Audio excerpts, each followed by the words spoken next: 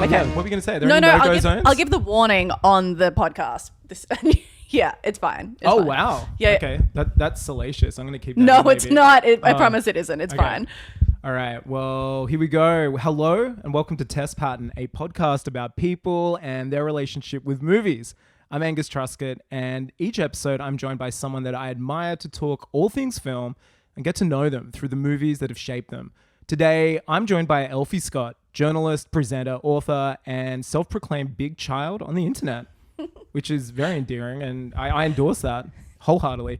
She's also the author of The One Thing We've Never Spoken About, a part memoir, part investigation about the complex mental health conditions in Australia, the silence and stigma around it, and the people and families trying to navigate a system that too often fails them. Elfy and I often seem to run into each other at movies, which is usually a good sign that someone is worth having on your film podcast. So Elfy, welcome to the show. Thank you so much, Angus. Yeah, Thank you for having me. Thank you for stepping inside, Test Pattern Studios. I.e. your sofa. My sofa. With your cat. Yes, yeah, absolutely. I have to give a big warning before people come. I'm like, first of all, are you allergic to cats is usually the first thing I ask. Yeah, true. Well, Okay. do you watch movies? Yes. And also, are you allergic to cats? Okay. Because this room is full of kind of movie stuff and a cat who just ignores me and jumps on you. I mean, I just passed with flying colours, and then your cat started licking my leg while you were doing the introduction. So and that I'm was a little... after eating your hair, I believe. Yes, yeah. It bit the back of my head twice and then started licking my leg. So I'm flummoxed. Yeah, but no. I love him. It's good. It's good at putting people at ease. Yeah. Not that this is an interrogation, but it's not a good cop, bad cop thing exactly. It's more of a like, he can do things that are deemed like socially inappropriate. Deeply socially inappropriate. One can't bite a stranger's head. Thank you. I've been saying. we talk about this all the time, you and I. Perhaps then it, but from his poor behavior, I look more professional. It's like a two-person. Oh, yeah, sure. Okay. So he's like a foil. Yeah, and he'll be very interested in our waters and everything around. Like Great. it's kind of it keeps things interesting. And even though I just gave you a lecture before about why I don't believe in video podcasting, if this was a video podcast, it'd be number one because it's basically amazing. like... I mean, he's a star. It's like a Tom and Jerry situation. Oh, no, it's more like Coyote and Roadrunner. And I am constantly eating his shit because he's outsmarting me and getting away with it too. Honestly, has like more charisma than both of us put together. 100%. Yeah. And doesn't need a microphone to get that out. Truly. Well, he's welcome gorgeous. to the show. Thank you. Where did you come from? You came from work, right? I came from work. And I also wanted to give a disclaimer at the top of this podcast. Yes. And I discussed this beforehand. Yeah, off it was air. salacious. But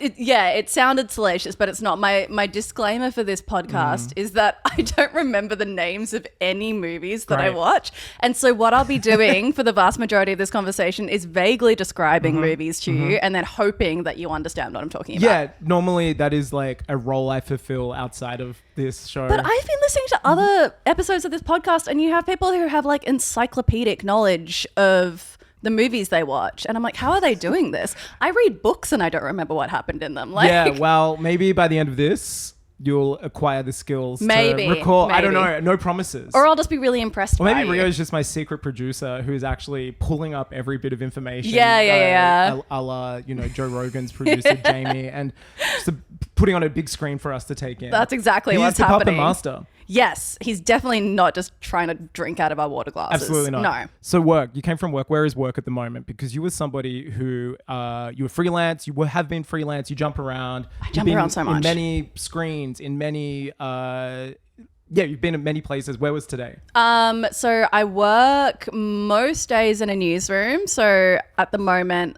I won't disclose where I work because I work for a government media organization and they don't love that. But likewise. Yeah, exactly. I work for ASIO in case you're wondering. And this is a psyop to get people to watch more movies. I always knew this. Oh, actually, this is just like an assassination on me. Not you, no. This is to get the general public to watch more movies. It's my mission. Okay, got it. No, well, I mean, I jump around all the time, which is basically just a product of me getting really bored very quickly. It's very like common for people of our, I mean, I'm not going to presume your age, but people of like a generation. You know what I mean? Angus, how old do you think I am? I honestly, once people get past 24, I'm not matter. like Leo vibes. I just mean once people get past 24, everybody's kind of the same age, unless unless you're like a family member who I know you're 60 and my uncle, or you know what I mean? Yeah. Got it. Yeah. You're either young or you're either child or you're adult, and then 100%. Old. Plus, I work for the youth network of the country, so everybody is wearing like t-shirts and shorts all year round, which is I hear this, very infantile in a way, not in a weird way, but just in a way that does stop you gauging people's ages. Oh yeah, sure. Okay, that makes sense. You know what I mean? Yeah, so there would be like a 42-year-old looking like Bart Simpson, but also is an 18-year-old. That how you would describe yourself? Sometimes, yeah. Sometimes. Yeah. When I'm in trouble at work and writing lines on the board. Yeah, constantly. Dave Marchese is always making you do that. He is a cruel but fair teacher, I think I've always said. But yeah, so you came from work. I did, yes. And today's newsroom. Is that yes, what today, main job is? Yeah, I'm editing at the moment, so running a bit of a team at the moment. But wow. yeah, it's pretty chill. And then like I was saying, every week I'm sort of like writing. I'm writing my second book at the moment, and that's a panic attack in itself talking about that. But then like I do other now things. It's out there. Oh no, the second. That's what I mean. Now it's out there. Like now you have to write it. Oh God. This is accountability. No, I know. Yeah, you're absolutely right. Yeah, I shouldn't have said that really, because I don't want more people asking me about it. Where is that book coming? When did you start writing it? Immediately after the first, or? Oh God, like a year and a half ago. Wow. Okay. And the other one's been out for like no. I mean, of course not. No. I mean, what's that? There's always that phrase that musicians use, and they're like, you have the first 19 years of your life essentially to write your debut album, and then you have like 2 years to write your second, and that's why there's like a sophomore slump a lot of the time. So take your time. Okay, thank you. You know what I mean? You've had your whole life, which we don't know how old you are. We have your whole life. 62. 62. You've had 62 years to write that first banger. Yeah. The second one, don't rush it. Yeah. You know? Okay. No, this is good. Yeah. I also only heard the term sophomore slump for the first time like the other day when somebody was asking me about this book, and they were like, "Oh, sophomore slump," really? And I was like, "Oh, that's the terror that I'm experiencing." Means. Thank you so much for putting that into words. That's so funny. Yeah, I know. Damn, look, this is educational as hell. Yeah. So look, I like to start things off by asking somebody, what is the last movie that they watched? Okay. I haven't watched a bunch of movies recently, and I know this because I was looking at my letterbox. Hey, so was I. Yeah. I do Wait, the research. You were looking at mine? Yeah, I check everyone's before they come. Oh, fuck. Okay. Oh, it's not like in an elitist way. It's just to see what... I know, but did you roll back a couple of years? Because I recken I was far looser with reviews back then. Look, I think it's unfair to go that far back. Okay. I was just like last year. Oh, okay, all right. This year. Okay, all right, that's fine. Yeah, I'm happy it's not with that. like a because I reckon job interview. Yeah, I mean, I reckon in COVID, I was saying some things on that letterbox that I should probably go back and like maybe edit. Really? Wow. Yeah. In case they adapt one of your books and the actor's like, you know what? I saw what you said about me. Yeah. I absolutely cannot do that. Yeah, exactly.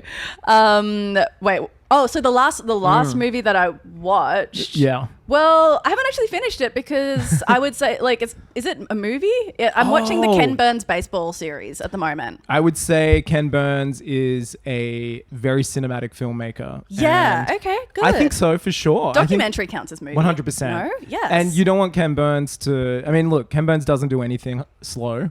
He doesn't do anything too quick. Yes. He takes his time. Ken Burns is famous for doing one thing, and that is taking his goddamn time. I remember learning about Ken Burns in high school because I had like a iMac with iMovie. I didn't know the there Burns was like Zoom. Yeah, and there was transitions you could apply or whatever to your amateur films, which you were making with your friends because you thought you would be a filmmaker, but instead you just became a film watcher.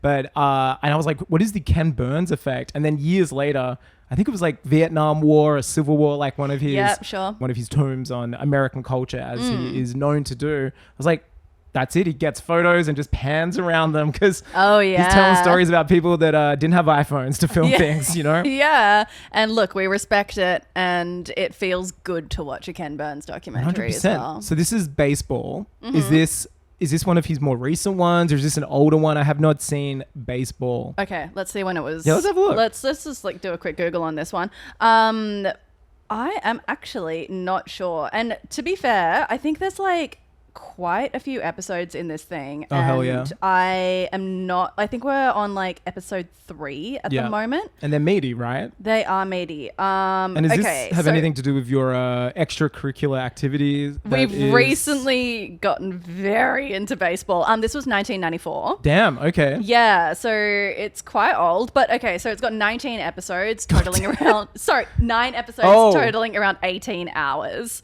And I reckon we've watched about 4 of those hours. And is it in classic Burns style, like from day dot to now? Like he's going back. We are still, like, we're 4 hours in. I think we're in the 20s right now. Wow, they've just invented the wheel. Yeah. And this is how they got to the stadium. They've just invented the concept of a ball, and that's amazing. where we're going. Oh, wow. But is it like riveting? Are you like, this is incredible? Of course. Yeah, my God. And like the mastery of the Ken Burns documentary is like how pacey it feels, despite it being like what should, ostensibly be like quite a dry topic. Yeah, You know what I mean? And also it's a very funny documentary. Oh, Like, really? I highly recommend it. Because like baseball in like the 1900s, the early 1900s was this like completely lawless society apparently. Really? And like they're always like, oh yeah, Jinky Magoo was the best pitcher in baseball history. He didn't have 4 of his fingers from a farming accident, but he sure could pitch. That's insane. It's amazing. Also, I don't know if this is just my, lack of baseball of that era knowledge, but were a lot of them just like super fat guys who were just hell good at slugging a ball? I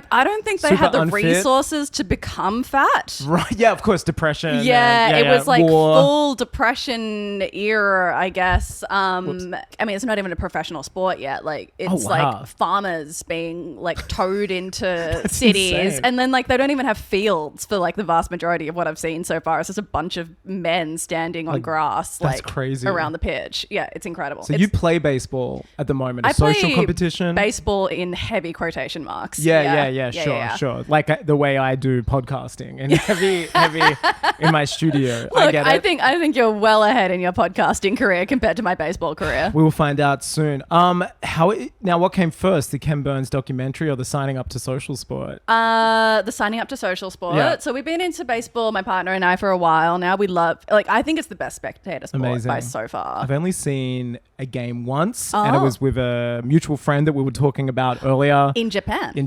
We saw Tokyo versus Osaka, and we sat with the Tokyo town. It was a hometown game, and it was like one of the life highlights I've experienced. Right? Yeah, and that was a real like throw yourself in the deep end of how good a baseball game and the culture and the crowd can be. 100%. And also to be noted is baseball in Japan involves people who, young women, let's be fair, who walk around with kegs strapped to their backs, and you get to sort of whistle them over for a beer whenever you want 100%. to. So it's quite a loose experience. And all of their outfits,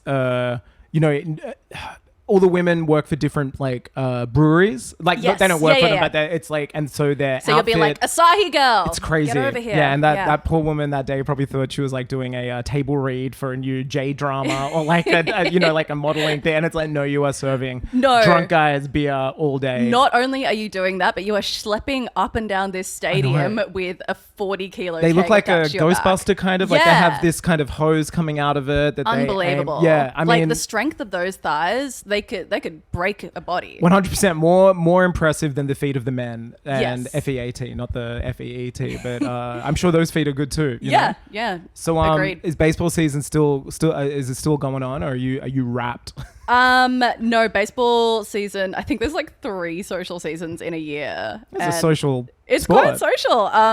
So we are doing this possibly till we die. I love that. I hope. Do you think you will die or finish the Ken Burns baseball series first? Okay. Yeah, fair question. Either is possible. Yeah. At this point, 50-50. It would be nice if Ken Burns, you're that's so, I was like so morbid. I was like, it'd be good if your death is so grand that Ken Burns is like, you know what, let's get that camera out. We've got to do a 20-part Elfy baseball documentary. That is how you know you have left a legacy. Yeah, I feel like Ken Burns documentaries is something you could shoot into space to kind of explain the last couple hundred years of history to 100%. aliens. You know what I mean? So what is your favorite Ken Burns documentary? I really liked the Civil War one. Okay, I haven't seen it, but I would love to watch. It's really great. Also, I feel like that was probably... Okay, I don't know if you've seen Community, but there are a couple of episodes where a Ken Burns type documentary was parodied 100% when they were having that pillow, the extended pillow it's war. very much that, and I feel the way like the I've voice, seen it already in that.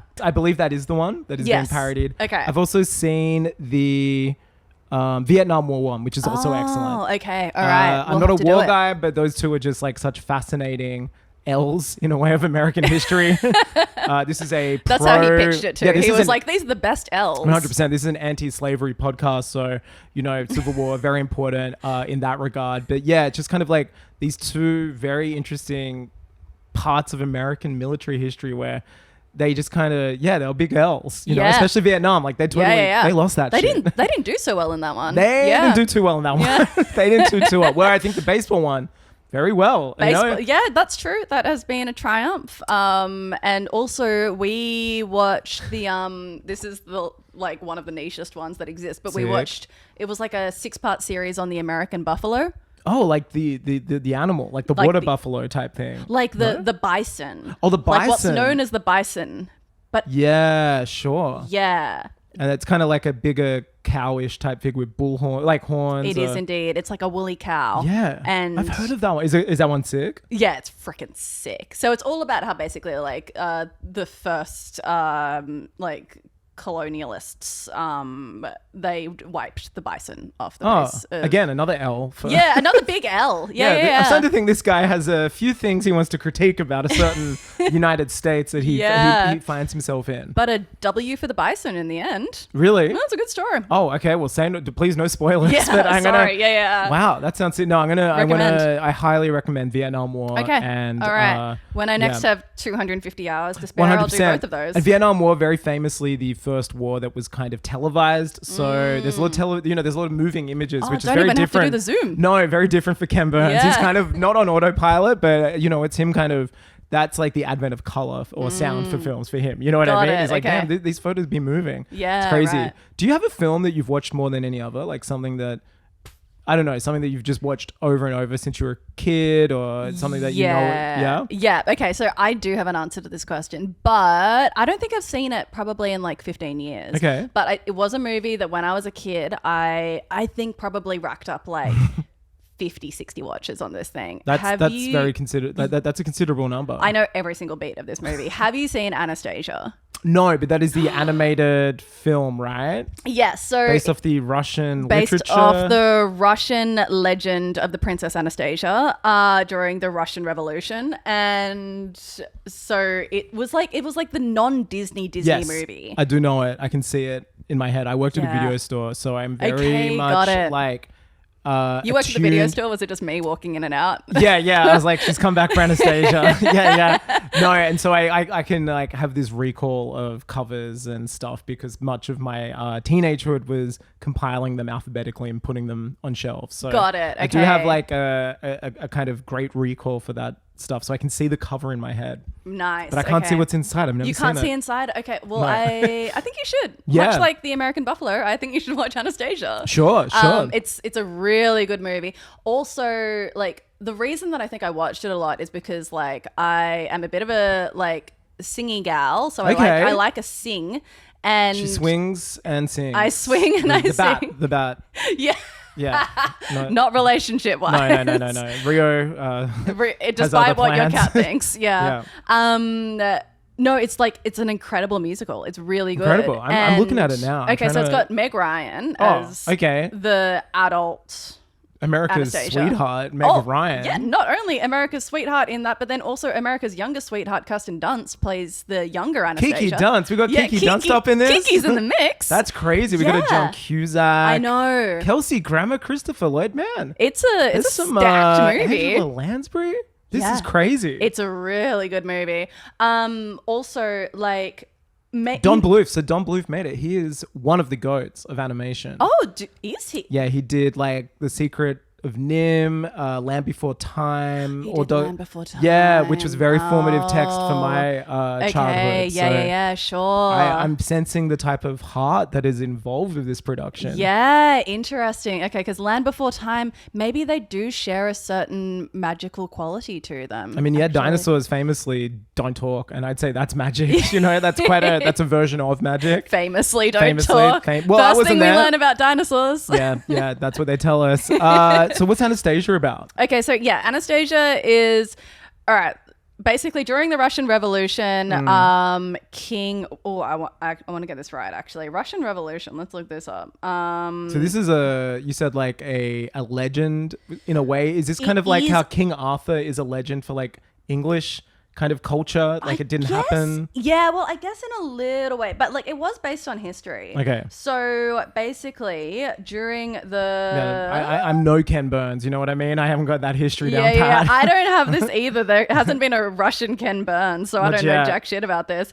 Oh my God, what's his name? I do know more about this because I did the Russian Revolution Okay, all right. So...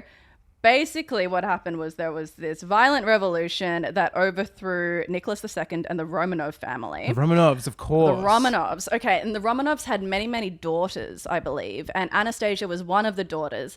And this is not in the movie. This would be very grim if it was. Yeah. But they were basically taken down to a basement, I believe, and all assassinated.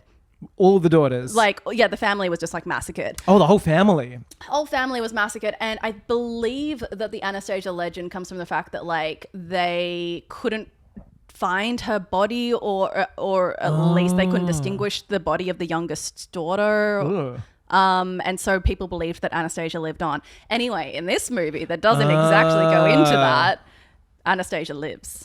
And I believe she's an amnesiac who escapes. Yes, she is an amnesiac. So this is kind of like a she gets bonked on the head pretty hard in this movie.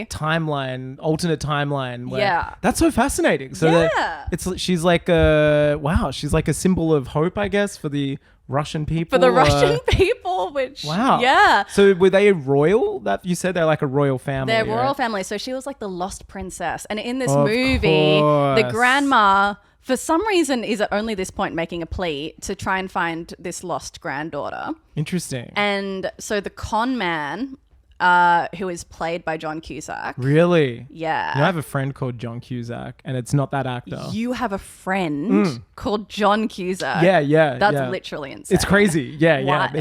I don't know. I guess his parents loved Stand By Me because I think that's like the only film that was out when he was born. That is wild. Yeah. Wow. Big news. Big news. I know. Shout out, John. I know you're not listening, but we're thinking of you. Yeah, I certainly am now. 100%. Yeah. Anyway, so like the con man like picks her up and he's like, "You look like you could be a possible princess," and then it turns out that she is indeed the princess. Wow. So it's a bit of a Prince and the Pauper scenario. Do you know that? I do not. That is, you know what? It's absolutely not like that. That is a famous, I believe, there's like a famous, this is so funny. It's called like Remembering Things, this podcast. Prince and the Pauper is like one of those like crazy fairy tale. You know how people before like movies or books, they were just like, I'm the story guy. And they're just like, oh, this is a Grimm Brothers tale. And you're like, well, how do you know? All right. Oh, okay. No, this is saying it's Mark Twain.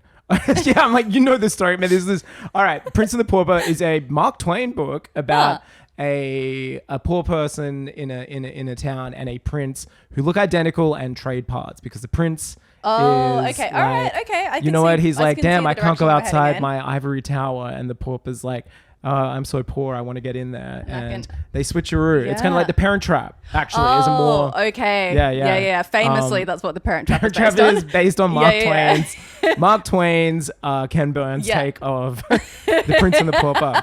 So that was one you were thrashing a lot as a young Elfie. 100%. And you know that question that always comes up. Actually, maybe you don't. Maybe this isn't a conversation normal people have. No, but like when people are like, what's the animated character you would have fucked? Oh, no, 100%. It's Jasmine in the Red in Aladdin. Oh. Like, okay. Prepared. Yeah. Prepared 100%. so much. Wow, you had that on the barrel. Oh, yeah. Prepared so much. My friend bought me a Christmas decoration of that for my tree. What a horny little Christmas decoration. It is. Yeah. Wow. So no, I do know that Yeah, game. Jasmine and it's goes one hard, we play all the time. Nice. Yeah. But who was yours? Well, I mean, Dimitri in this movie is actually like a very common answer. A, because he's like handsome and he has this like foppish kind of like Hugh Grant hair. Wow. But then he also is a petty criminal, which is Okay, bad boy. really hot. Yeah, and also stealing from the rich, I guess, like a Robin Hood aspect. Exactly, like a swarthy, sexy street criminal. Russian communism, you know what I mean? Like this is kind of what we're known for. Okay, so he was like a childhood crush of yours? Yeah, 100%. That's so fascinating. Yeah, and I didn't even know it was John Cusack until the other day. Oh, so that okay, wow. Yeah. Okay, man, that's It does somewhat detract from the childhood crush, but that's fine. Oh, I don't think so. John Cusack's kind of cool, right? Is he? Yeah, I think so. He's just kind of weird on Twitter. He's not like sexy. It's not like you'd be like, oh, can't wait to fuck John Cusack. I think he's kind of like cool on Twitter. He's always just being like, Trump's a bastard or something. He's one of those guys. Okay, all right. One of those slightly leftist celebrities fulfilling like the very most basic thing that 100%. You could possibly do. And then you go like, man, that guy's good. Wow, isn't he good that he tweets? Yeah. Oh, 100%. So that was how old were you? Like what era of that? Was that something that you were like young or? Okay, when did Anastasia come out? I think is the 97. Real question. Because 97, well, I would have been 4. Wow. So, but I reckon I watched it like it spoke to you 100 times when I was like. That's amazing. Old, have you watched it recently or no? No. Would you go back? Or you're like, I don't need to. I don't need to because it's like that thing where you can just like watch it in your head. Yeah. I could just like, those like memes of those people on those flights and they're like raw dogging the flights, but they're like, I can just like watch a movie in my head. I could watch Anastasia in my head. There's no in-flight entertainment. Anastasia is always playing for you.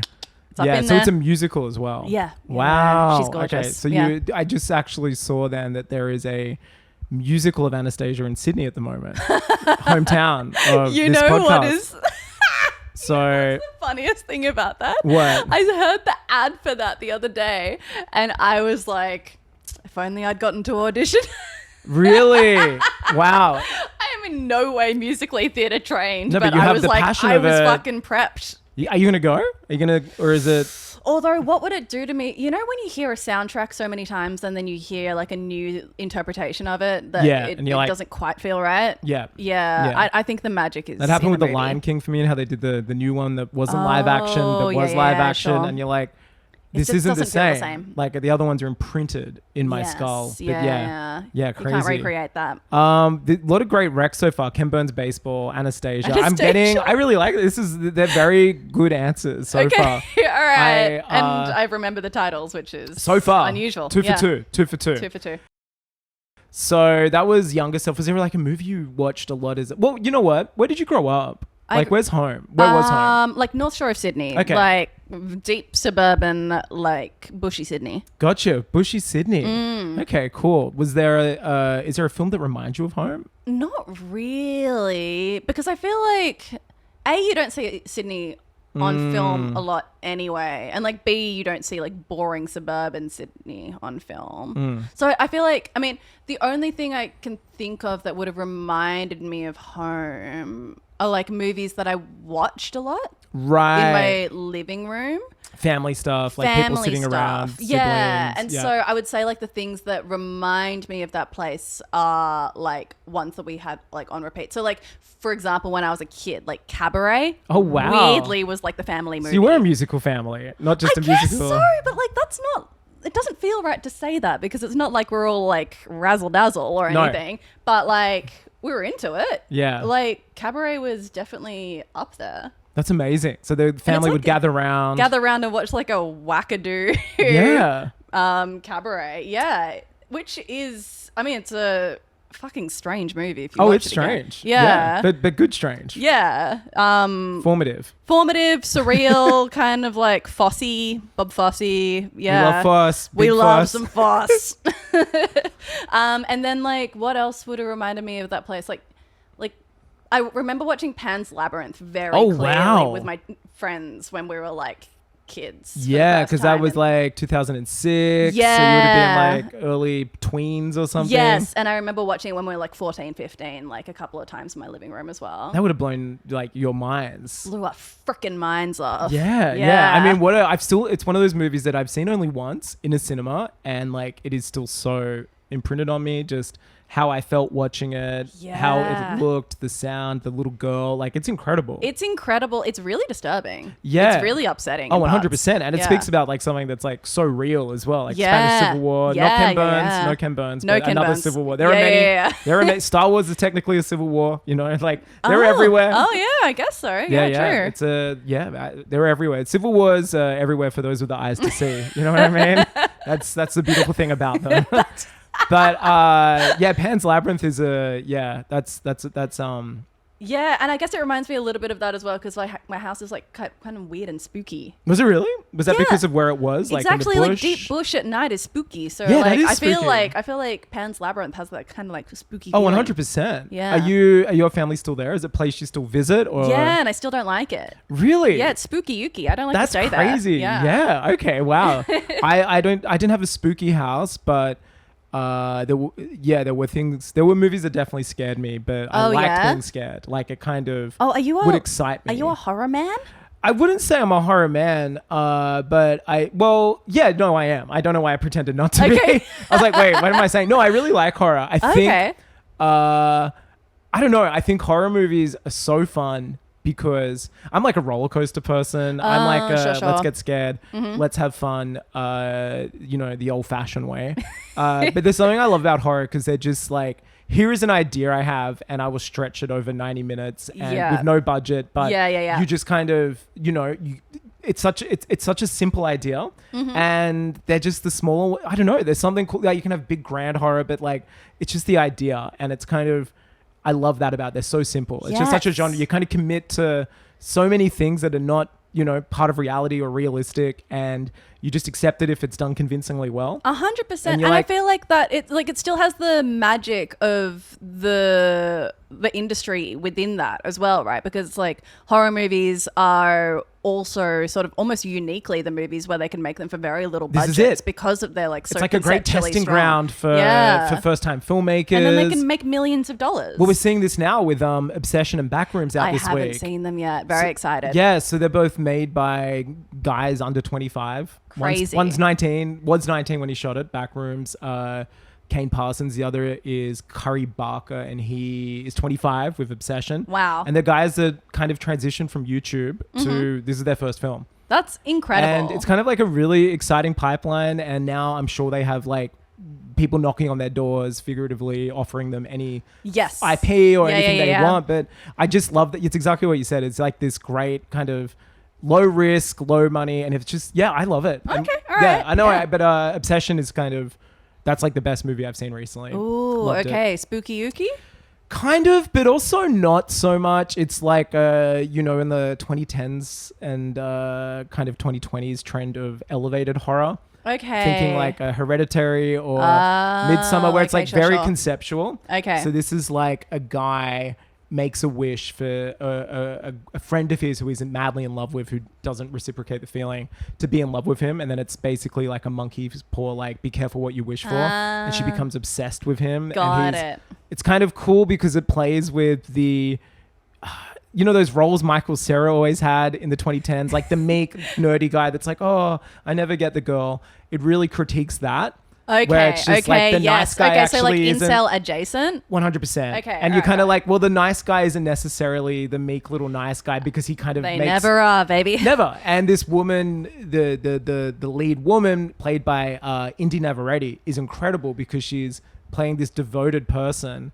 Her body's saying one thing, but her face, she's like, you can see the other, and she's aware that she's kind of against her will in love with this guy. Wow, that's incredible. This was made for under $1 million. It's made like over $100 million. It was made for like, I think 800,000. And so it's like, that's just insane. That's what these things are. They're those success stories that I kind of love. That. And yeah. you're just like, cool young person. They took a gamble, and now somebody's going to buy their next screenplay for like $100 million. He's doing Texas Chainsaw Massacre for A24. They've like procured the rights, and they're like, come this way, Western man, YouTube man. Yeah. They're kind of just like, I love that trajectory. I find it exciting. Yeah, I do too. Yeah, and like I love a lot of like triumph stories. That's cool great. filmmakers do begin in horror because they just like, I have this idea and it's so cheap, and then I can execute it and I can stay there or I can move on. It's really fun. Yeah, that's brilliant. But I never get scared either because just like a kid that grew up on the internet, knowing like facts about movies, and you're just like, well, actually, that's pig's blood. Or, you know what I mean? You're like, and then I went to film school. So you distance yourself from it. I have a technique, which is so I went to film school for a bit, and I worked on a movie set when I was younger, and I'm just always picturing like overweight dudes in like flannel shirts holding boom mics, and I'm acutely aware, which is bad because movies are so immersive. Yeah. But if I'm getting a little anxious or stressed, I'm just like, sound guy's over there. Guy. Yeah, he's just there. Where's the work experience kid? That's what I want. Like, and you're just like, oh, this is a union. They're thinking about catering. 100%. Yeah. So yeah, I'm very good at just, it's probably like a director's worst fear, but just deconstructing. Sure. No. The magic. I get that too. Although you know what? I wish I could do that better. Yeah. I wish because I know what a film set looks like, but I mean, you're on sets, right? You're constantly facing, and you're the face of many online videos. Yeah. But like I, at the same time, immediately buy something. Like I'm fully bought in. Like I always say that we have this running joke, my partner and I, that like I'm like the person that advertising people are imagining when they're making ads, because they'll be like, you're the demographic, you are the entire demographic. They'll play like an ad will play to visit New Zealand. It'll be beautiful like landscapes and things, and I'll turn to my partner and be like, we got to go to New Zealand. I booked this flight next week, we're going. Exactly. Right. Yeah, like I'm like dubious, pathetically what would be the word, like an advertiser's dream. Yeah, but like gullible. Even with movies, like I just buy into it immediately. Well, I will say I did Obsession is so good. I watched it on, this sounds like it's not good, but I watched it on my laptop because I was sent a screener because I interviewed the director. But you know, laptop screens, terrible, small compared to a giant theater full of people, and I was transfixed. You're in it. I was not dissecting. Although watching on a laptop, it kind of feels nostalgic. No, oh my god. We're at the protest stage. So Angus's cat just knocked over a not inexpensive candle. He's making his territory known. What a little fucker. Normally I've kept Rio quite absent from the podcast, but this time he is definitely third mic. Like there's no way I can edit out any of this. Yeah, no, absolutely not. That's fine. No, I think so. I think it's adding to the drama. Yeah, it's more like it'll be sort of in the title, like featuring Rio / Elfy. So I want to talk about your book in particular, your published book. Were you ever compelled to tell your family story, which is quite a personal story, share it with people, because it's about your mother and her growing up with a mental illness in the house? Have you ever, like, I guess, seen someone else's piece of art, be it book, be it painting, be it anything that made you think sharing a story, sharing your experience helps understand, helps empathy, helps several things? Had you ever been affected by anything outside of film even to tell your story? God, so I think so many things, to be honest. But I would say like I would love to pick up actually, you know what I was quite touched by recently? Yeah. Was Sentimental Value. I thought that movie was really lovely and spoke to me in a way, especially about the mental health topic, because I feel like so much of that movie, to my mind, was talking about like generational trauma, and also just like sadness in families. That's what it felt like. That house was like this kind of, you know, not quite a secret, but a place that reminded anyone in that family of certain events that had occurred. Yes, exactly. It was such a heavy space, and the house is like, you know, it's so corny to say like Sex and the City, but the house was like the fifth character of that film. That Sentimental Value is exactly like Sex and the City. Yeah. That movie spoke to me because the grandfather appropriately gives a 10-year-old boy like the piano teacher on DVD. And it's like some shit you would do. Yeah. And I'm like, finally. Watch this, it's amazing. Just like forcing an innocent, beautiful child to watch like the works of Michael Haneke or something. It's so funny. I really love that moment. But no, amazing film. But no, very, very empathetic. Very empathetic. And I feel like, you know, a lot of it was like her... Renata Ransvay, who is in one of the two Backrooms. Yes, which is crazy. But she was amazing. She's incredible. And I feel like she did such a good job in that movie of portraying what it's like to be a daughter of somebody who has like inherited sadness through generations. Like that's kind of what it looked like to me. And I was very touched by that movie. I thought it was beautiful. I loved it. I loved Elle Fanning too in it. Elle Fanning. Oh my God.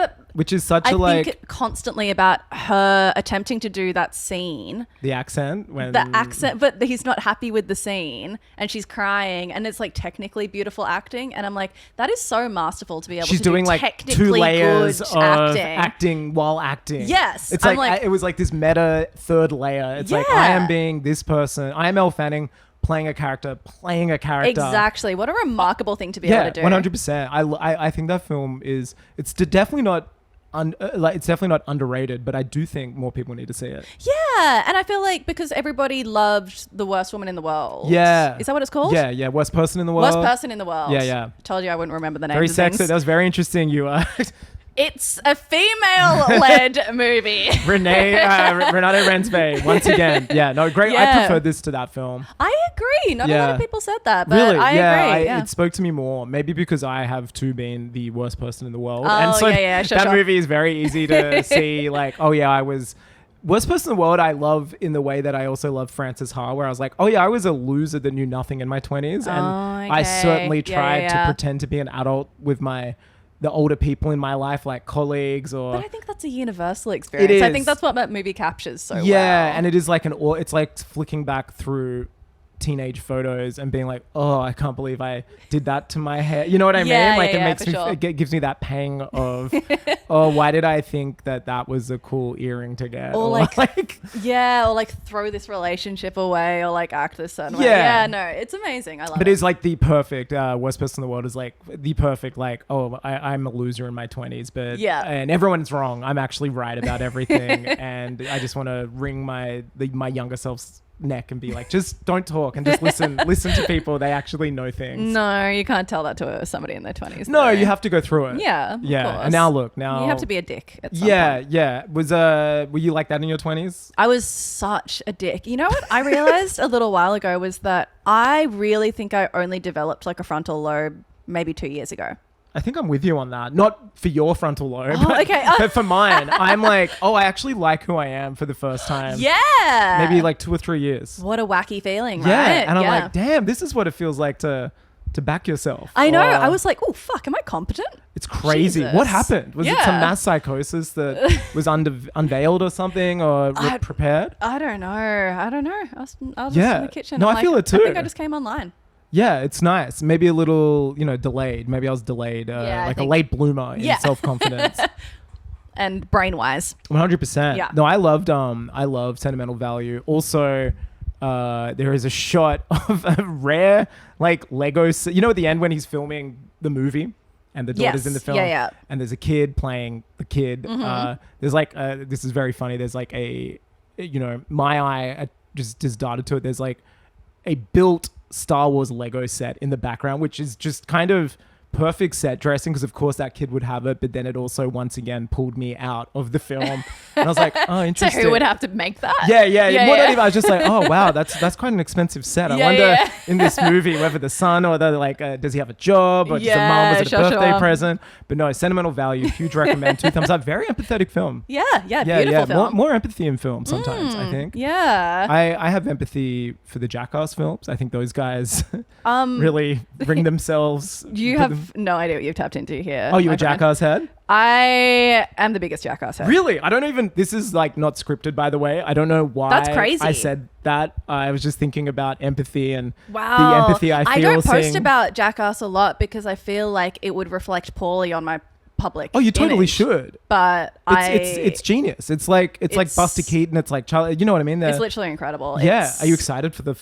They're saying it's the final one, but I don't know. They've said that a couple of times. This is what I mean. They said the third was the final one. They said Jackass Forever was the final one. Oh, it comes out in a couple of weeks. It's am coming out so soon. Thrilled. Yeah, I can't It's going to wait. be so good. Have you seen that clip going around recently of like Johnny Knoxville crying about how he can't be near bulls anymore? No, but that makes and he's actually crying. Massive sense.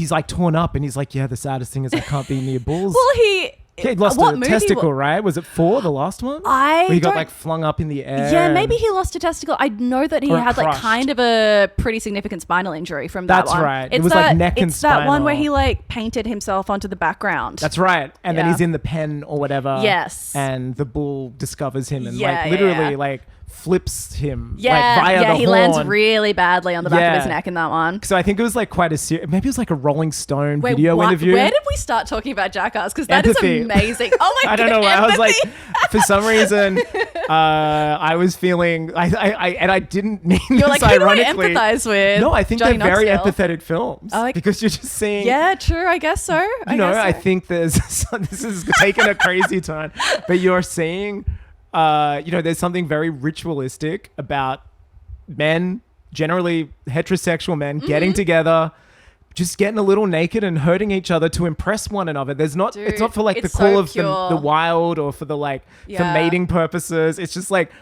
me and the fellas are gonna put firecrackers in our assholes and we're gonna see what happens. Yeah, 100%. I think they're quite beautiful in that regard. It kind of shatters this toxic. Oh, they thing. are You know what I the mean? absolute antithesis to toxic masculinity. 100%. And I 100%. think they're like incredibly woke, but in a way that people they aren't. have never challenged my politics. None of those boys have ever rubbed me the wrong way. I mean, maybe Bam, but not in the way. 60% of them probably vote to Trump, but we don't know. They keep the politics out of it. Bam's no longer welcome, I think. I guess so, yeah. He's had some tough times. Wait, so who's your favorite boy of the Jackasses? I'm a big Chris Pontius head. I'm such a Pontius head. Really? I'm such a party boy fan. I just think he exudes joy. Yes. There's nothing easily menacing. the funniest. Sometimes there's like menacing, which I'm in, like, they do pick on, certain people, obviously, but there's just something pure and joyful about He's Pontius. literally a perfect. I had the biggest crush on him when I was younger. And he's in Sophia Coppola's Somewhere. What? Yeah, he's in, speaking of Elle Fanning, the film set in the Chateau Marmont with Stephen Dorff as her father. He's an actor. Never heard of this. So this is such a slept-on Sophia Coppola film. It is like... And it features Pontius. And he's like one of his only acting roles. It's kind of one of her semi-autobiographical films, kind of like how Lost in Translation was kind of semi-autobiographical. This is too. It's like young girl and famous Hollywood dad living in a hotel. And in this, it's the Chateau Marmont. But he's kind of like a B-grade actor. Stephen Dorff's incredible in it. Elle Fanning's maybe 12 in it. It's like 2010. Okay, this is a while ago. But Pontius is like his best friend and just comes over to hang out with him and is almost like uncle to Elle Fanning. And it's like a very beautiful movie. Does he do a good job in it? He's incredible in it. He plays himself. He's God. playing like Wii Tennis with her or something, or Guitar Hero. And he's gorgeous. he is like the best older uncle figure you could ever imagine. And he's got easily the best one-liners. Easily. Of the whole career. Like, have you seen the trailer for the new movie? 100%. I've analyzed it frame by frame. No, I haven't. That line where he's at the beginning, they're saying, how are you feeling, Johnny Knoxville, about like this being one of the last shoots? And he says, I'm really emotional. And then they say like, Pontius, how do you feel? And he's like, I don't know. I'm not in touch with my emotions. and it's fucking perfect. He's so funny. Also, I love the advent of Silver Fox Johnny Knoxville and just what that's unlocked for, like, I guess a lot of men who are probably dyeing their hair to keep up. And I just really think it's a nice, like, you can be cool as hell. You can look like Johnny Knoxville. You can wear the Chuck Taylors. You can wear the Dickies. Knoxville was always hot. Oh, he is like a beautiful looking guy, and he still is gorgeous. Yeah, and always had like a sense of very defined style that seemed to come out of nowhere. Like absolutely beautiful clothing. He was like 50% like classic all-American. He had kind of the face, the chin, the Chuck Taylors. I get like there was this all-Americanness to him, but also there is a very suave. Yes. Yeah. No. Absolutely. This is great. I'm so glad we man. accidentally stumbled on mutual Jackass love. Oh my God. It honestly means so much to me, that franchise. How did you get into it? Was this something you just saw on TV as a kid, like the series, or? A little bit, but not much, because we weren't a cable family. Same. We weren't a cable family. I had to download. We weren't naughty cable kids. Yeah. That's exactly it. And I'm of the generation where if you had a friend with a video camera, well, then you would spend weekends getting in shopping trolleys and just trying to hurt yourself because you're like, well, I'll probably be on Jackass if they see this. And yes. there are many, I escaped. Yeah, 100%. Yeah. I escaped scot-free, but I'm sure there are many people who broken arms, broken limbs, broken... and that's the legacy that we have shattered to souls. respect. 100%. Yeah, they taught me it was okay to hurt yourself. Yeah, in the name of entertainment. In the name of as long as it's funny. Totally. Yeah. So was this something you watched at home? Or? So weirdly, I got really into it. Sort of like, it was kind of when I was just leaving high school. Amazing. And I think it was at that time when maybe like, you know, other people were going to different universities and your friendship group was kind of like more disparate than it had ever been. It's very vitamin C graduation song. You know? Yes, it's just like, am I going to see you guys again? Exactly. Yeah. And you're like, you know, you're not spending all day every day with your friends anymore. And I guess what Jackass did for me was fill that gap. And so I watched so much Jackass in that time because I guess you get that social feeling from it because like it's camaraderie, it's human the boys, spirit, they're hanging out, they're having a great time. It's a comfort watch despite the extreme discomfort that they are 100% experiencing. Yeah, I just think it's something really comforting. I think it taps into something. I mean, I'm obviously not the first person to have this thought, but just taps into something so primal about us, which is the Buster Keaton of it all. Like, you know, he used to, you know, there's movies where he's like running on top of a steam engine that if he didn't survive, he would be dead. And he was and it just taps into this like, I don't know, we love seeing people eat shit. We love seeing people eat shit and we love seeing people laugh at other people eating shit. Like it's the laughing at other people. The spectator really aspect of Jackass when it's like one person about to eat shit and there's just and seven of the fellas dying. Front row seats watching them, knowing what's going to happen. 100%. It just adds this, much like the Elle Fanning, you know, the meta. It adds a new layer of the humiliation, but also the joy. Well, I've got to do this in front of everyone. Yeah. I really like the new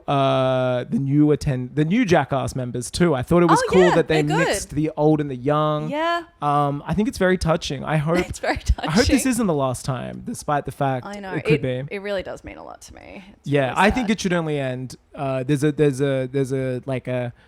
think it's what they would call a lie or an old wives' tale, where basically people have said that Tom Cruise has said if he ever dies on camera to keep filming because it's good for the film. I think.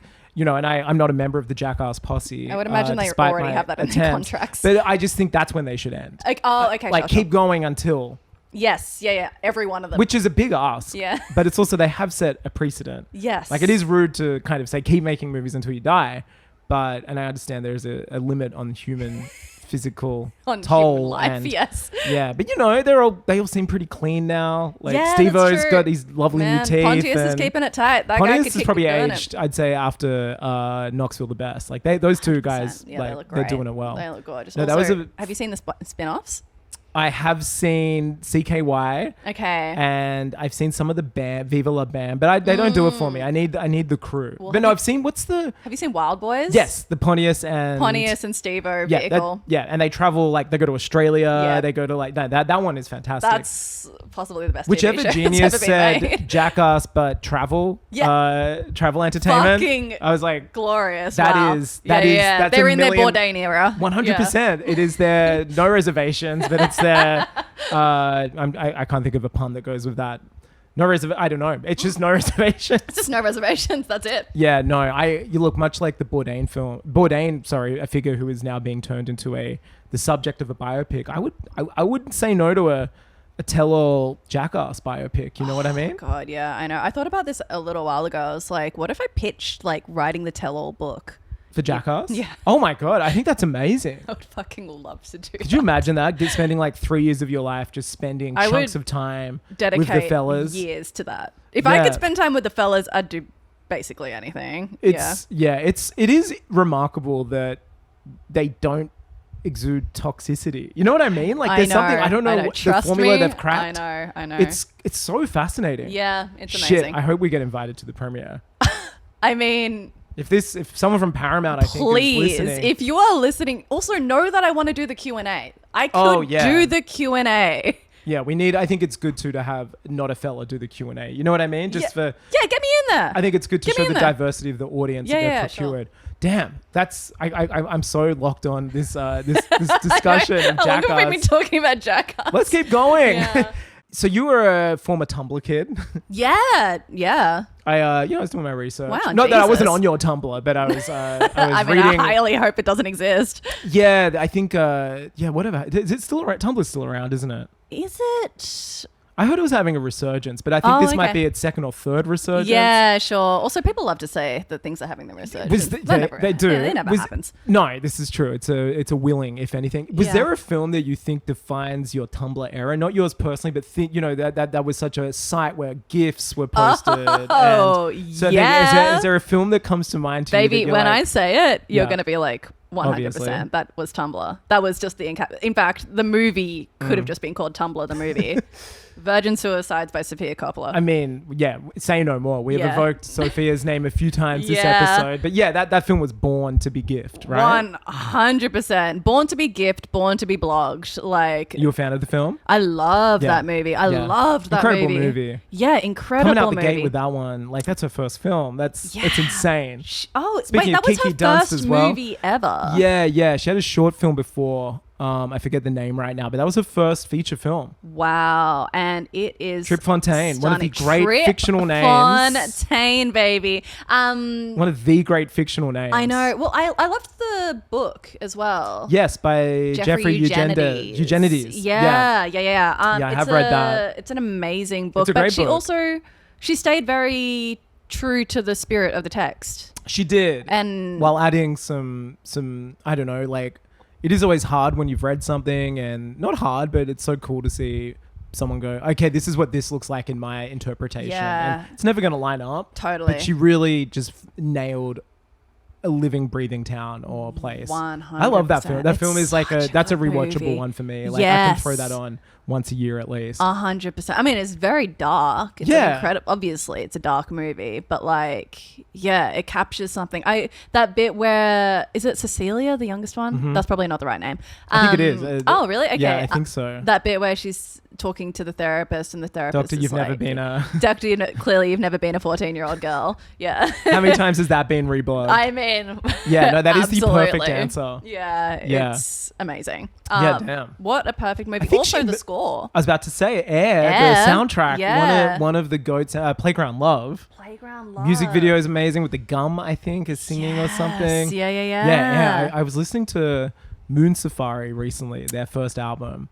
Underrated. So underrated. Bring back Air. Yeah, I was being very cliche. I was in France last year, and I was in Paris for about 2 weeks, and I was just listening to exclusively French music. No, literally. I was like, when I go to a country, I like to kind of, when I visit a country, I like to indulge myself in their art, just to, not in a like corny way, but just like, you know what, I'm gonna get out of my, but I just love that album. Moon Safari is a 10 out of 10. Yes, classic. 100%. Yeah, I don't think a movie has ever been more retumbled. What do they call it? Retumbled? Retumbled. Retumbled. And the soundtrack, it can just exist in itself. It's just like a perfect piece of art. Yeah. Did you ever, at that age, I guess, teen, impressionable, was there ever a film or even a film character that you built your personality around a bit, or perhaps inspired by, to be like, maybe I can start dressing like this, or maybe I do my hair like this because was it Johnny Knoxville? Was it Johnny Knoxville? Was the Chuck Taylors and the Dickies? Honestly, maybe that was the vibe. That's so funny. I don't know outside of that, but Jackass, again, very formative. So probably that. Yeah. I was just thinking then about, we grew up with the internet. Congratulations. But we grew up with, but there's something so analog about virgin suicides. That's a story that's set in the 70s, and there's not a lot of, it's just kind of like photographs and 8mm. I'm in the fictional world, like there's only very few, I guess, memories of these girls once they die. Look at these girls in the moment, not on their phones. 100%. Yeah, they're touching grass, quite literally. Lying in grass, Is there, and we're kind of cursed with the opposite, where our generation, there will be forever things, especially people like you and I who have put bylines on things. Would you say that there's like an earliest piece of writing or something that you would be horrified to read now that's out there? Like not... Like everything that pre 1 year ago. Yeah. Back to the confidence of it all. Yeah. Like the confidence when finding. I got my frontal lobe. Yeah. No, obviously. What do you mean? Like everything's embarrassing. Do you think that's unfair that like these things are out there forever and what, like our work is out there? 100%. But like it's so much easier for people who I guess are older than us that grew up without this burden. You could disappear. Not that I'm suggesting I want to disappear. I guess that's true to some extent, but I think that like we would have always had bylines on things, like regardless of the era, that's true. right? Yeah. And God, I mean, don't hold me you can't legally hold me accountable for anything that I said for money pre-2022. Yeah, right. Yeah. What got you into wanting to, be a journalist? Was there a journalist you admired? Was there writing you admired? Like I like writing, and like it's kind of one of the only things where you can get paid to write. Was that something you were doing from a young age, just writing? Like, were you just like, was this kind of, I guess, fiction? Like, what were you drawn to? Well, a bit of everything really, but I was writing a lot even when I was a kid. Actually, my dad brought this up at dinner the other day. Like, there was a school project in like year 3 where we were supposed to write like a short story, and I just ended up writing like a novella, basically. That's amazing. That I think is still in the house somewhere. But like, yeah, I loved writing. Was the teacher like, this is like amazing, but also insane? This like, is really off piece. Just Jesus. Yeah, wow. So was it just something did you grow up with it in the house? Were any of your parents writers, or was a sibling a writer? My dad is like very literary. Like he wrote like a dictionary at one point. Like literally? Like literally a dictionary. He got bored in his career at one point and wrote a fucking dictionary. What is the dictionary on? Like, what is it? No, it's like an English language dictionary. Oh wow, yeah, that's insane. Yeah, I don't know. Like, I don't think it's like. How do you write? In circulation. Do you like write the definitions? Yeah, I guess so. Do you like go? All right, hey, what do we got? Like, ant, let's roll. Apple. Like, that's crazy. Yeah. Okay, so that makes a lot of sense why a novella spewed out of your well, I guess brain. We're just like deeply nerdy people. So are you someone that I guess nerdy? Reading, are you a big reader too, as well as a writer? Big reader, yeah. I like nonfiction. Okay. Do you find it easier to read? I find it like easier to justify reading in my brain, because even when you're bored, you're like it's research and I'm learning something. Yes, exactly. Yeah, I'm a big fan of not doing anything and calling it research. Oh, I should watch these movies because I might interview that person in 10 years 100%. and then I don't have to watch it then, and I can say, you know what I mean? Yeah, and then also everything is research for tax purposes. 100%. Subscriptions, everything. Yeah. Hey, you get a good tax guy, you'll never look back. Yeah, exactly. So that's so cool. Have you ever like watched a movie and Jesus. Sorry, that not only did you get hurt there, but I sounded really dumb because I stopped the question and said, have you ever watched a movie? But you work in a newsroom. Have you ever watched a film where like the newsroom actually feels real? It's not just like Robert Downey Jr. and Jake Gyllenhaal looking for the Zodiac Killer, which is also a masterpiece. God. Or are they just kind of like performative screenwriters versions of what a newsroom is actually like? Does anybody do a good job of it? There's so many journalism movies. Yeah, hey? so many. The Post. And of course, I mean, most recently, The Devil Wears Prada 2. Obviously, I mean, that movie is not the only most realistic portrayal of journalism another movie ever. where we ran into each other, but that is also about the death of journalism. The death I of believe. journalism, and supposedly has a happy ending where the billionaire's ex-wife saves the publication. Yeah, that's right. Bezos basically saves writing. Yes. Right. Yeah. Exactly. And then Lucy Thank Liu God. also saves it. Yeah. Yeah. Yeah. What an optimistic movie. So good. I'm trying to think of other movies like you know what I really liked, but I wouldn't say this is like necessarily a realistic portrayal. Yeah.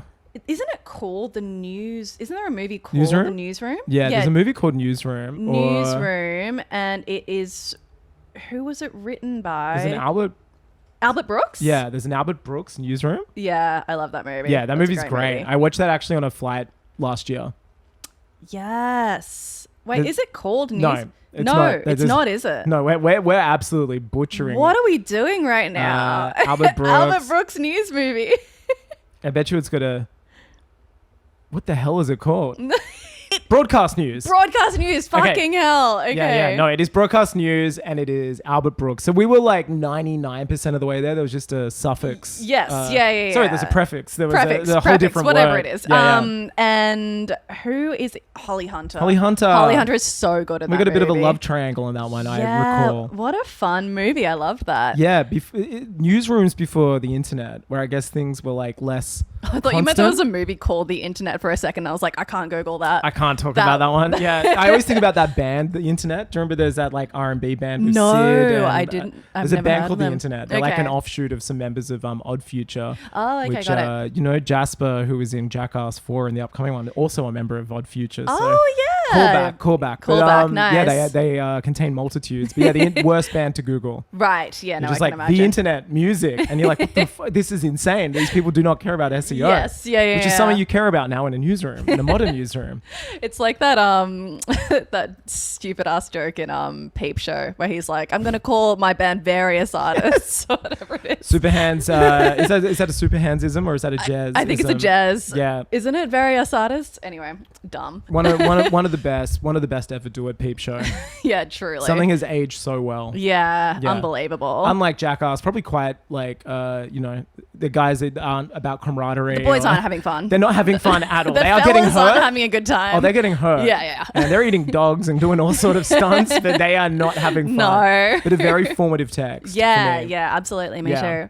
Do you think that there's a film that, is so acclaimed, but it's never clicked for you? Something you're like, I actually don't get the hype? People are going to fucking hate me for this. This is great. This is what it's all about. Okay. Can I start with Barbie? Oh, yeah. That's actually one that comes up, not on this pod per se, but comes up quite a lot when I ask people this. Okay, yeah. Yeah. Barbie wasn't good. Were you promised like a dream or something else and it just wasn't that? It just didn't feel as good as I thought it was going to feel. Didn't push hard enough on certain things? It was also just like, conceptually quite weak, I thought. Mm-hmm. Like, I thought the whole conceit of the movie was like too strange to understand. And then B, like, it was so ham-fisted. Like, you know that... like Feminism 101. And that bit where she does the speech, she's like, she was nominated for an Oscar. I know. I mean, Barbie Ferreira is great, don't get me wrong, but I'm like... Wait, it's Sky Ferreira? No, Barbie Ferreira. Sky Ferreira is the singer. Wait, who's... No, but it's not her. Oh. Barbie Ferreira is the one from... Oh, yeah.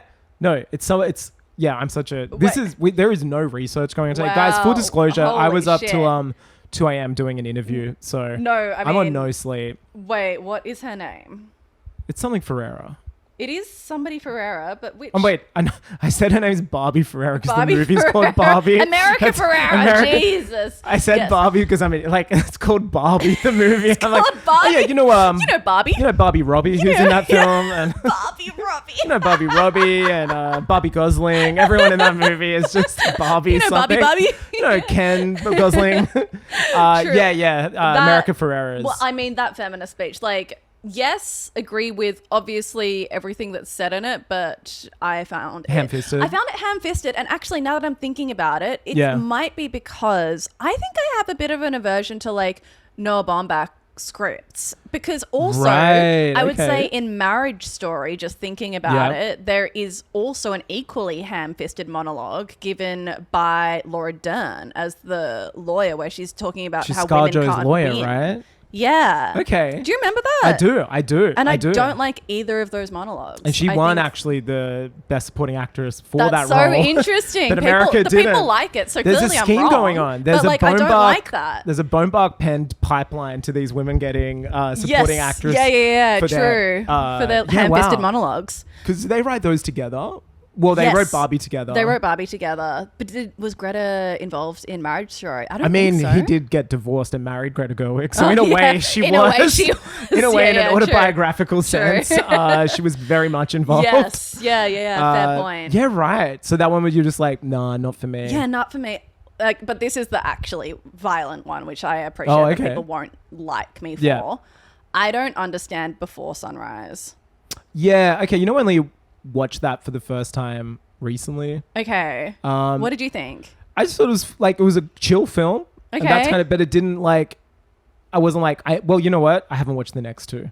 Okay. I haven't watched the next two and I was just kind of like, I could take it or leave it. And I guess maybe for its time, there's maybe something quite profound and radical about two people just walking around talking. And if you have like a nostalgic connection for the 90s to it, and to be fair, I only came to it a couple of years ago. Yeah. Ethan Hawke doesn't do it for me in this movie, and maybe it's the that's what's going that on. I love that he has in it. It just takes me back to a certain look that was cool, and I don't know. But I thought it was fine. Yeah, I just don't connect with that movie at all. That is so fair. I'm so sorry. And I know people... Look, Richard Linklater, I fucking hate me don't for think that. listens to this, and so he won't be offended. Like so many people, so many good, intelligent, movie-going people love those movies. It's very funny, and I don't get it. One of my last guests, it was like their favorite, most recent movie Yeah, they watched. sure. No, of course. No, that's really that sounds funny. About right. No, that's really funny. No, it's fine. I find it very inoffensive. Okay, all right, that's fine. But I'm fine. also not like going, oh my God, love. But you're also not fully connected to it, so I think people will like send me hate mail. No, I don't think so. Okay. And if they do,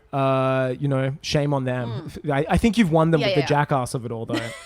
Now, on the inverse of that, is there a film that you absolutely ride or die, despite knowing it is basically considered to be a piece of shit? Yes. Yeah. Wait, can I ask what's yours? Oh, I mean, I'd say 90% of the movies I love. But one that has come up quite a bit is, and maybe it is technically a pretty good film, but a film I ride or die and like is so watchable, but is essentially, it's like meathead hate. It's like Monster Energy hate. It's like hate for morons. It's called Den of Thieves. Oh, I've never heard No, of it. of course not. No one has. Okay, sure. And it's like Gerard Butler, 50 Cent. It's like Ice Cube's son, but it's kind of like Hate. Where have you seen Hate before? Yeah. Right, which is like one of the modern masterpieces of like Love dude Hate. cinema, but also just cinema in general. It's like that. It's like a guy who, a cop who's so obsessed with catching a thief, and it's all about, we're not so different. Yes, you and I. yeah, sure. And it's basically that, but with just buff dudes and no nuance, and it's awesome. And it came out after Heat? Oh yeah, it only came out like 3 years ago. Oh, okay, so it's Temu Heat. It's Temu Hate. Okay. It's hate for dads who like are into streaming and are just like, oh, this looks good, without like kind of doing research. The thing is, you're describing this. I think I could watch this and like it. Last year, I believe it was last year. So last year I had a giant birthday party. The next day I was feeling quite heinous, and I was like, I need something very soothing for my damaged brain. That was it? That was it. And then I was so transfixed by it that I started den pilling people and would be like out with friends and be like, you guys should come back. I think you need to watch this movie. And then everybody just like loves it. Do people agree with you? Yeah. People agree with me. And it's What's a film. the Roddy T's score? Do you know? I think it's quite low, but let's have a look. Let's pull that up. But a sequel came out last year, which was so good. And it's kind of feeling like that Fast and Furious type of hole in my heart that I think Fast and Furious got a little too big for its boots, a little too much cars in space. Like, I kind of forgot what it was about. You know what I mean? Where Den of Thieves is just still like ripped old dudes who stay true to its roots. But I don't think it has a great RT. Let's have a look. There's a big tomato splat there. But look, 42. That's not bad. 64 audience members. 64, so it's not even like right. it's not even like a people's choice. You know what I mean? Like it's kind of like the people don't even like this thing. No, and it stars Gerard Butler as a character called Big Nick, and he is the cop who, even though it's set in California, he's just wearing leather all the time, smoking all the time. He looks like shit. So who's the criminal? The criminal is Pablo Schreiber, who is Liev Schreiber's half-brother in real life. He's very tall. He's kind of like a master thief, ex-military. And they're like, everybody in this movie too was a star high school footballer, so they all know about each other. Like, oh, he went to blah blah, didn't he? He played blah blah. Even though these men are in their 40s, they know what they were doing at 16, and they just know each other's part. Like, it is an insane movie. It is insane. It is so good. I think I'll really enjoy this. Yeah, Big Nick looks like a walking hangover in it. He's just a great character, and and I haven't seen Gerard in a little while. I gotta well, this say. is a great way to reacquaint yourself with one Gerard Butler. Yeah, great. Den pilling is one of my favorite things. I actually believe I may have just den pilled you then. I think you fully den pilled me, brother. But a few people on here that it's almost like a secret, people who are, quite esteemed. I've had a very famous American painter on, and he was like, oh, Den of Thieves. We went to the sequel for my birthday. Wow. This movie is held in high esteem by a certain group of people. Sure. And I think in years to come. The true intellectuals. Yeah. So no, I implore you to check it out. Okay. And I will, I've got an extensive list of Ken Burns-led films that you've definitely added to my radar and to my queue. Okay, wait. So do you want to hear my one? Yeah, please. Okay, it's got an even worse Roddy T score than yours. I'm loving Roddy T, by the way. I was like, is that a dog? And I was like, oh no, that's all right. Okay, so it is a movie that I watched for the first time on a plane, and so I was oxygen deprived, which is perfect. Yeah, it's perfect conditions. Yeah, that's kind of how you feel after watching Den of Thieves. Yeah. You do feel like there is. If you took an IQ test before and after, you're shedding brain cells. Yeah, you need to knock up some of those out. 100%. Honestly, like 30% down capacity. I took a work trip last year with somebody, and we flew to Western Australia. Like there was a whole group of us, and on the plane. He hadn't watched Den of Thieves. So we were sitting in separate sides of the plane, and I think I've told this before, so sorry if you listen to this show and you're like, this motherfucker is obsessed with Den of Thieves. Talking about Den of But Thieves. you mentioned oxygen depravity. We both had our laptops and we downloaded it, and we're like, when it hits 12 p.m. Australian Eastern Standard Time, after they've done all their fucking like put your seatbelts on, all of that, we hit play and don't hit pause. And we both watched it separately on the same flight. And he was just like, that was the best thing ever. He was like, that is the funniest movie I've ever seen. And then we get straight to the hotel, and we're just watching fan cams of some of the characters, just like fan edits. And we're like, damn, that bit was so good. Like, yeah. That is awesome. Okay, I'm going to watch this movie. It, please. I really need you to. I will obviously go and watch this. But no, you were on a flight, not watching Den of Thieves. I was not watching Den of Thieves, unfortunately. And I'll say it's international as well, which means that my oxygen was like way down. Oh, yeah. But was this a thing you brought? That's an important question. No, or something that this is something that I randomly saw, and I was like, well, that looks about right. So I laughed so hard, I was weeping. I'm by myself in this flight as well. Oh, really? Just like cackling, crying with laughter. It's this movie called The House. I don't know this film. Nobody does. The House. And everybody, like... What is The House in this? Okay. Is this... So it is a movie with Will Ferrell and Amy Poehler. And they play parents in it. And wait, do they start like an illegal casino? An illegal casino. Even talking about it kills me. This is great. So you'd never seen it before? I hadn't seen it until this flight. And then I watched it. And then I've watched it like 5 times since. I made my... Did it hold up? I think it's the funniest fucking movie. Wow. Okay. And it has 20% on Roddy Sheet. But what's that audience score? That's a really good question. Really good question. Now, when you show, maybe that's the critics. I imagine you've showed it to your partner at home. I have showed it to my partner Evan. Pump like carbon monoxide in the room to recreate the recreate the I feeling. should have done a strategic little smack on the back of their head before, because he did not like it. Really? No, he thought it was the stupidest shit ever, and I mean, look, the caliber of those actors, I dare say. How could it be bad? This is what I'm saying. Oh my fucking God. What are we talking? This is the 20% for the tomato meter. Yeah, for the critics. 35% for the audience. Wow. What the fuck, it's making guys? Den of Thieves look like Heat right now. Like not Monster Energy Heat, just straight up Heat. just That's a 99% Heat. Just the classic Michael Mann film, of which I realize I'm wearing a shirt. Oh, right. Heat, sure. This is not sponsored by... That's amazing. I'm going to check out The House. Fuck. I don't want you to now. And I don't want anybody to, but so who else is in it? So anyone? Who else is in it? Did they blow their budget on those two? Maybe they did. Jason Mantzoukas is in it. Incredible. I was just watching an interview with him singing the praises of the new Nicolas Cage Spider Noir. Oh, okay, sure. I think he's like a comic aficionado, so he was on a podcast. Right, okay, because I also listened to, what's his movie podcast? Oh, How Did This Get Made? Yeah. One of the sacred tomes of movie podcasts. Gorgeous, yeah, exactly. One of the best. I love Jason Mantzoukas. Really. Well, yeah, no, they look at this one and go, how did that get made? Yeah, exactly. How are they making this one? Poorly with a cat. Yeah, 100%. No studio, no live audience. Yeah. No. But we do have a lot of heart, and that's what matters. Yes, absolutely. I love Mantzoukas. He can do no wrong. Mantzoukas is so fucking funny in this movie. Honestly, this sucks because even thinking about it, I'm giggling. You are laughing right now. You are stifling. Giggling. I'm adding it to my queue right now. Please don't watch it. No, I'm because you're gonna watch it and then you're gonna be like, "Wow, that is some of the dumbest shit ever," and you're really gonna judge me. No, I'm gonna do it. I'm literally doing it right now. Okay, thank you so much. What's it called? All right. The House. But you can't text me. You have to promise me that you won't text me afterwards with any judgment. I won't at all. I will text you, I'm sure, with an honest... There's no judgment here. I think... Okay, thank you. No, look, I like some of those films that came up in our similar titles. Good. I like the movie Blockers starring John Cena. I haven't seen it yet. I think if... Look, I'll let you know if it scratches the house itch. Okay. I like to leave a final question I like to ask after covering all topics about Den of Thieves, Jackass, and just all the fun things.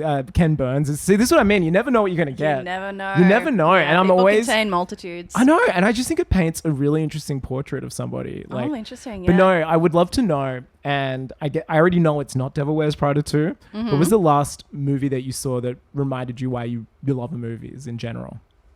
Okay. I have 2 answers to this for completely different reasons. I love it. Multitudes. This is the theme of today's episode. Yeah, true. Okay, because we went from Anastasia to Jackass. I mean, that's what we do here. We zig, and then when they think we're going to zag, we zig again. we zig. We keep zigging. We freaking zig. We zig until it just creates a circle. We're just walking around in a straight circle. Jackass-esque in a way. Jackass-esque. A stunt, if you will. Yes, exactly. This has been a full stunt of a podcast. Oh, yeah. Okay, so the first answer to this is a serious answer. Okay. Which is Perfect Days. Wow. Have you seen it? Of course I have. Have you seen the Tokyo toilet book sitting there on my bookshelf? I was going to say that's very appropriate. Baby, I bought the book after watching the movie. Wow, okay. Yeah, sure. Yeah, no, Perfect Days is it's one of the rare movie. films that has its score, like has its I'm trying to think of a clever way to say this, but again, oxygen depletion. You don't have to. It's no, fine. it is perfect. It's literally what a movie. perfect. I watched that and it was like movie. the ending, without giving anything away. It's just a release. Yeah. It's so cathartic. Yeah. And it's painful and it's beautiful and it captures everything about the human experience. You know what? It's very much a movie about something that we were talking about earlier, about being comfortable with who you are. And it's a person who is so comfortable with their life. And it's those little moments of looking at trees and his dreams, listening to his cassettes. Like, it is a perfect film. It's literally I love that movie fucking perfect movie. What a gorgeous movie. Yeah. And do you know the story of that film, like why it happened? No. So there's this thing called the Tokyo Toilet Project. Yes. Japan, land of very big baseball fans and amazing toilets, obviously. Like, I mean, 2 big contributions. If you haven't sat on a Japanese can, you're missing you out. basically haven't, like... You haven't lived. Yeah, you haven't wiped your ass as far as I'm concerned. There is still some shit going on there, quite literally. But so the 2020 games were supposed to happen. Famously didn't happen a year later because of COVID. Of course, sure. But so as part of, a city likes to zhuzh itself up for these, events that bring people together. And so they commissioned, I think it's 20 toilets in the Tokyo Toilet Project, where those famous architects each made a toilet throughout Tokyo, and you can use them. I see. Okay, so those are the toilets that are portrayed in the movie. The toilets in the film. That's why they're so the main characters. Exactly. The house from Sentimental Value, if you will, the New York of it Sex all. and the City. Yeah, the amnesia of the Anastasia. But so they basically commissioned like some amazing architects. Tadao Ando, one of my personal favorite artists, I would even say. And yes, I did do a number 2 in his one because I went to every single one. I was there for 3 months. Out of respect. I went to every single toilet, became a game. Smashing coffee outside 100%. It was amazing. And so Wim Wenders, the filmmaker of that film, German filmmaker, was contacted by, I think, Uniqlo. Behind the toilets, there's a Uniqlo link there, the company that owns Uniqlo. And they were like, we'd love you. There's such a weird commercial thing going on behind the scenes for of such this beautiful art. movie. I know. But this is why I think it is a very perfect movie. They were like, can you just do like a 20-minute doco for us? We know you have an affinity for Japan. Okay. He's made like a documentary called, I think, Tokyo Ga from the 80s, which is amazing. Highly recommend watching. It shows you kind of 80s Tokyo and Japan, which is so different to the Japan now, where it was like this booming, but still kind of quite analog. It's so cool. But he was like, sure, I'll do a 20-minute documentary, and literally turned in Perfect Day. Like, he wrote a script, created characters. So that's such a weird like, that is a bizarre story. But I love it. Yeah, but that movie is so good. Yeah. Do not recommend watching it after being in Japan for 3 months and missing it and going, you know what, I might throw on Perfect Days.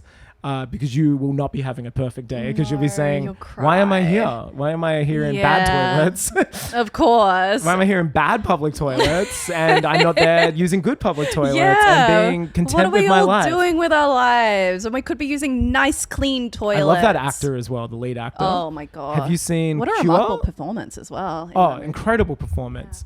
He's in an amazing, one of my top 10 of all time, a film called Cure. Cure, okay. As in the band The Cure, but it's not the band. It's like Kura in Japanese, like Qura, I believe. Mm-hmm. Incredible film. Maybe like the first instance of, it's not J-horror, but it's like a detective story. He plays a cop. Oh, interesting. And he's looking for somebody who is killing people who claims to be possessed by the devil. And it is such a cool movie. Is it scary? No, it's just like unsettling in parts because his main subject is like a 19-year-old guy who's quite charismatic. Right. And it's an amazing film. Wow, okay. Amazing, I'll watch amazing it. film. All right, Cure. all right. Yeah, and you got me. Jumping back and seeing him in that as an older man. Yeah, 30 right. years, like that movie's like maybe 30 years like 30 years after Cure. Okay. And he's like, damn, what a guy. Oh, I love that. Okay, and I have a second part to this answer Please, as well. go on. And I believe maybe you must have seen this because everybody saw it. I mean, you'd like to hope so if you host a movie podcast. Yeah, that's true. Naked Gun 2. Oh, is in 20, like the old Naked Gun 2. Sorry, no. Naked Gun last year. Naked Gun last year. Naked Gun 2025. Oh, incredible film. Yeah, of course I saw it. Yeah. And I would say that reminds me. Okay, so the night that we saw that, it was like us and 6 of our closest friends. Yeah. And we all went out and we got Johnny, Chris, Wee Man, yeah. Steve-O. Yeah, Even Bam came the out. The whole gang was there.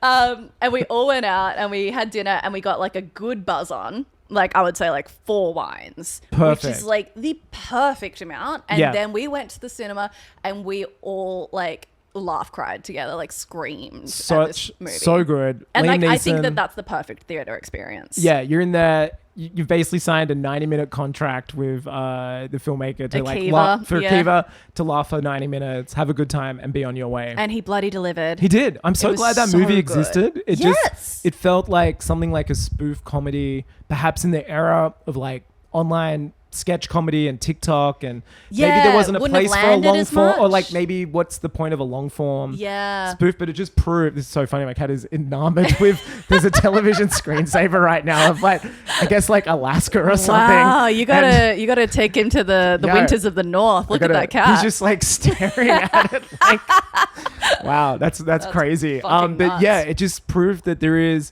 still a space for like long form spoof and jokes over and over, and just like taking crazy non-linear paths. Like the snowman sequence is still like one of the best things I've seen in a packed theater. I'll die. It's so insane. It's like 10 minutes long. It's so fucking and they funny. all commit to it. Yeah, everyone involved in I that know. scene just commits to this insane snowman It's subplot. so fucking funny. That bit where the snowman is like emptying his inhaler. Yeah. I'm gonna have to throw that shit back on. Fuck yeah. I really would hope watch that again in a heartbeat. I really hope we're getting a second one. Like I just want one of these every 3 years. Keep doing them, honestly. And Keep Neeson rolling. and Pamela were just like unbelievable. Pamela Anderson's always been very funny. I mean, we know this. We know her. And Borat is one of the like great stealth comedy performances, pretending to get kidnapped and making it look real. Like amazing commitment to the bit. She's an icon. But Liam Neeson does comedy so well. Oh, he's incredible. The fact that they would just chose the perfect straight man 100% for that. Oh my God. And that montage of him driving around needing to shit. Yeah. He's eating like so many hot dogs. And then he continues to eat them. And he's just like barging to people's houses. God damn. Okay, I've really exposed the fact that I basically have the sense of humor of like an 8-year-old boy in this podcast, but I fucking love that movie. That's what we love. Well, look, Elfy, this has been such a like a jovial conversation. And where can people find you? On Online. the internet. Yeah. As a child of the if you use internet. the internet, you'll definitely be able to find me. Bylines are plenty. Yeah, truly. Yeah. And you have a second book coming out. Not for a while. Would you ever write fiction? Is that something that... Yeah, I'd love to write fiction. I've started writing fiction a little bit, but... Really? Just for like shits and gigs? That's something for fun? Shits and gigs, but so maybe lazy. in the future. Maybe. I wish I wrote. Well, you can write. Oh, I can write. I just don't want to. Oh, okay. No, who wants to? That's insane. Yeah. No, I would. Yeah, no, that's awesome. Would you ever write a screenplay? Would you ever be, step up to the? My partner is a screenwriter. Of course he is. So he's taught me a bit, and we talk about it. But yeah, I mean, yeah, maybe in the future, maybe. Hey, watch this space. Yeah. Movies. That indescribable feeling we